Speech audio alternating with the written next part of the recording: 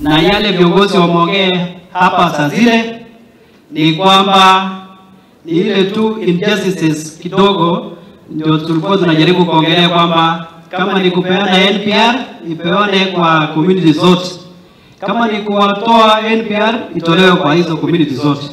Kitu ambacho imetuhuzunisha sasa hivi ni kama wakati uko na watoto yako nyumbani unapewa mtoto mwingine pingo ili apige wengine. Hiyo ni mfano ya kupeana KPR kwa watu wengine kama sisi sio wana Kenya. Na leo hii tumesema ya kwamba tumekuja kwa heshima.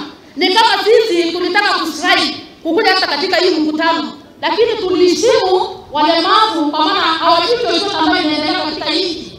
Na sisi kama siku ya leo nataka kusema ya kwamba hatungekutaka tuongezee walemavu wengine. Tuko na walemavu wa kutosha ambao pia tunataka waishi katika mazingira ambayo inatakikana. Piga filimbi.